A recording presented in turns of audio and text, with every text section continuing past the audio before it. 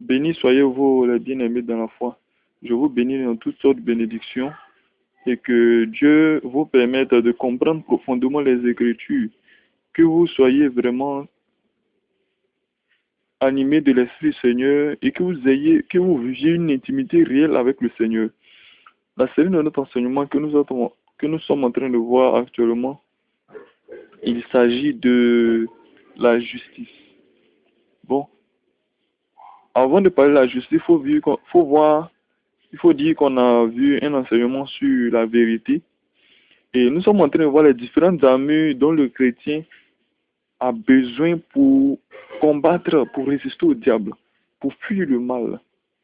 Et nous avons vu que la vérité réside dans le Christ. Et nous avons vu aussi que la vérité pouvait attirer la vérité. Donc, les paroles du Christ attirent tous ceux qui ont eu l'amour de la vérité.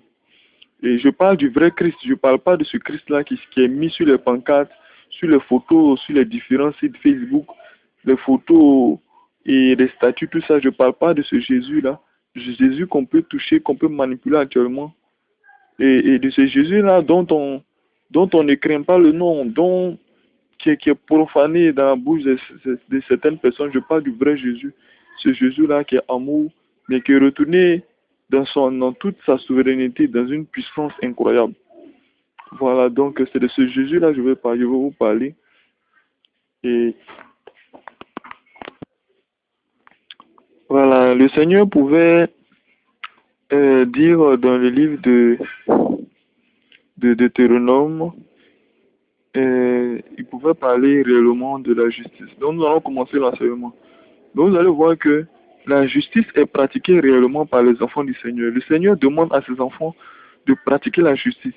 Il va lire dans le livre de Deutéronome 1, verset 16 à 17, que je donnais dans le même temps cet ordre à vos juges. Écoutez vos frères et jugez selon la justice les différends de chacun avec son frère ou avec l'étranger. Donc là, il s'agit du jugement de l'homme. Donc là, à ce niveau-là, le Seigneur demande aux enfants d'Israël d'être justes, d'être équitables dans leur jugement. Et lorsqu'on va prendre Deutéronome 1, verset 16 à 17, qu'est-ce que le Seigneur dit? Il dit 3 fois, je reprends Deutéronome 16, verset 20, le Seigneur dit, tu suivras ponctuellement la justice afin que tu vives et que tu possèdes le pays que l'Éternel ton Dieu te donne. Donc pour posséder le pays, il fallait suivre continuellement la justice. Il dit, tu suivras continuellement la justice.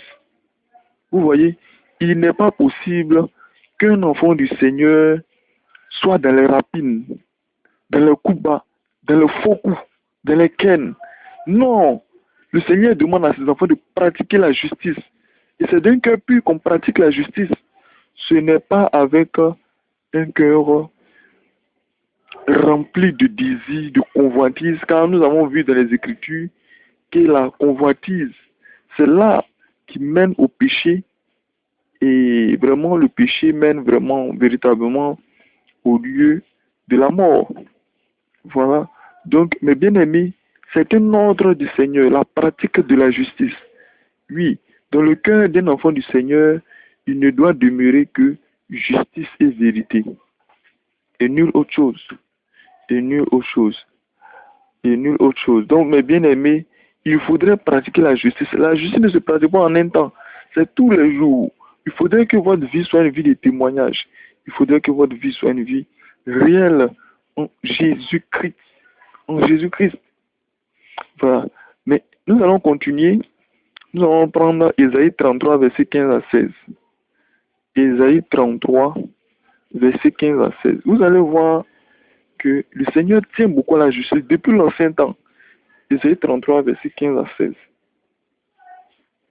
Celui qui marche dans la justice et qui parle selon la droiture, qui méprise un gain acquis par extorsion, qui secoue les mains pour ne pas accepter un présent, qui ferme l'oreille pour ne pas entendre des propos sanguinaires et qui se bande les yeux pour ne pas voir le mal, celui-là habitera dans les lieux élevés. Les rochers fortifiés seront sa retraite. Du pain lui sera donné, de l'eau lui sera assuré. Amen. Donc, le Seigneur, il dit ici que celui qui se détourne du mal, c'est ce que je disais tout à l'heure, il y a des personnes qui raffolent des raquettes, des personnes qui raffolent des dessous des tables, qui raffolent d'escroquer la veuve et l'orphelin, qui raffolent d'escroquer le prochain pour avoir encore plus et encore plus d'argent. Mais bien aimé, à quoi ça sert de gagner le monde si on doit le perdre de sa vie?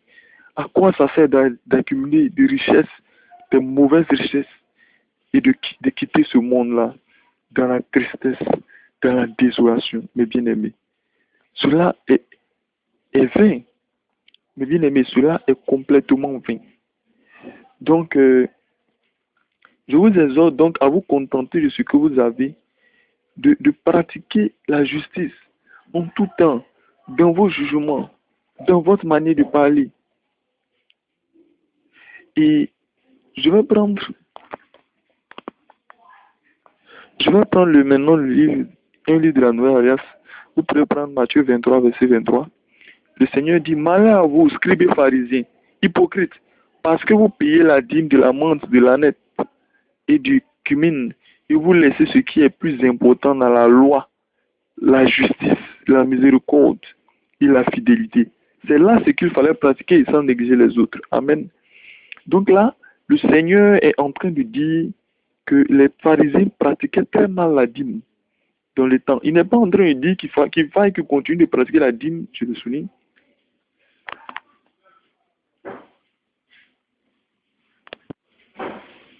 mais plutôt qu'ils le pratiquaient mal.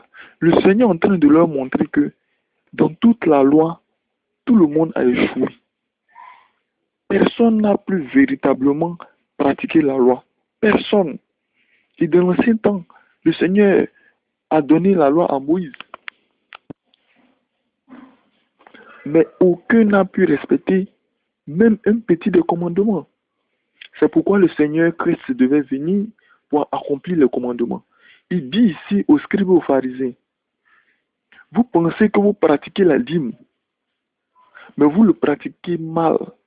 Vous ne pratiquez pas réellement la dîme. Parce que vous pratiquez la dîme, il faut être dans la justice, dans la miséricorde et dans la fidélité. Amen. Mais ces personnes ne faisaient pas cela. Ils ne pratiquaient pas réellement la dîme. Et c'est vraiment quelque chose qui est très triste. C'est vraiment triste. Donc, que ce soit dans l'ancienne alliance ou bien que ce soit dans la nouvelle alliance, le Seigneur demande à ses enfants de pratiquer réellement la justice. Il s'agit de la justice, de ne pas prendre plus qu'on doit te donner. Il s'agit de ne pas détourner ton cœur de la vérité. Parce que lorsque, pour accuser ton prochain, on te donne de l'argent, on dit accuse ton prochain, ce n'est pas de la justice. Judas a été dans l'injustice quand on lui a donné de l'argent et qu'on lui a dit livre-nous le Fils de l'homme. Ça, ce n'est pas la justice. Et nous l'avons vu tout à l'heure dans le livre d'Ésaïe. Mais bien aimés, nous allons prendre maintenant un passage, un dernier passage à ce niveau-là. C'est un passage qui j'ai beaucoup aimé parce que la parole du Seigneur se répond vraiment. On va prendre Proverbe 31:9. Se répond d'elle-même. Nous ne sommes pas de ceux-là qui font des rêves. Le Seigneur m'a parlé, le Seigneur m'a dit. Le Seigneur me demande de faire ceci dans les rêves, dans les songes. Mais le diable se manifeste par tout cela. Nous sommes fidèles à la parole. Maintenant, si quelqu'un a un discernement si profond qui peut distinguer la voix du diable de la voix du Seigneur, amen pour lui. Mais le Seigneur nous a permis de méditer réellement les Écritures. Et à partir des Écritures, là, nous nous laissons guider. Car les Écritures, qui est la parole, c'est la lumière. Amen. Ta parole est la lumière, est une lumière à mes pieds. Voilà. Et aussi sur mes sentiers. Isaïe, on va prendre le livre de Proverbes 31:9. Ouvre ta bouche juste avec justice et défends le malheureux et l'indigent. Mais bien aimé, ouvre ta bouche. Ça veut dire que il est impossible pour un enfant du Seigneur de voir l'injustice et se taire. Mais bien aimé, Jean-Baptiste ne pouvait pas voir Hérode passer avec Hérodias sans pour autant crier. Parce que Jean-Baptiste était un fils de la justice. Il fallait qu'il crie. Il fallait qu'il dise que cela est injuste. Cela est une abomination. Cela est de l'inceste, de double inceste. Amen. Jean-Baptiste ne pouvait pas se taire. Et il en est ainsi de tout enfant de Dieu né de nouveau. La pratique de la justice est obligatoire. La pratique de la justice fait partie des éléments de la nouvelle naissance. La pratique de la justice fait partie des armures du chrétien. Parce que quand tu es dans la justice, il est difficile pour le diable de t'avoir. Quand tu es juste envers toi-même et juste envers les hommes, il leur est difficile de t'avoir. Mais bien aimé, je vous exhorte réellement à pratiquer la justice. Quand vous voyez de l'injustice, ouvrez la bouche et parlez. Voyez-vous, c'est un ordre donné par Dieu lui-même. Dans le monde même, il est dit couramment que qui ne dit rien consent. Les gens même du monde le savent. Qui ne dit rien consent. À plus forte raison, Dieu qui dit ouvre ta bouche. C'est la même chose. Les gens du monde copient la doctrine du Seigneur et mettent une forme de philosophie voilée pour donner une sagesse animale à ce qu'ils pensent. Mais nous avons la sagesse de Dieu qui nous permet de comprendre réellement les Écritures. Mais bien aimés, pratiquez réellement la justice. Ouvrez votre bouche, dénoncez ce qui est à dénoncer. Si vous voyez l'homme de Dieu, qu'il soit grand, homme de Dieu, connu au-delà des frontières, s'il commet une abomination, ne vous taisez pas, condamnez. Si c'est une servante du Seigneur, une femme, qui décide d'enseigner la parole, condamnée car elle n'a pas permis à la femme d'enseigner. Si vous voyez qu'il est pratiqué la dîme, pendant que le Seigneur, au lieu de récolter la dîme, c'est devenu même un dîme pour nous, et qui s'est mis en sacrifice perpétuel dans le lieu très haut en tant que sacrificateur éternel de l'ordre de Melchisédek pour intercéder pour ses brebis, mes bien-aimés. Et que certains vous disent payer la dîme, vous devez dénoncer. Et nous dénonçons. Nous dénonçons parce que nous sommes fils de la justice. Vous devez vous aussi dénoncer.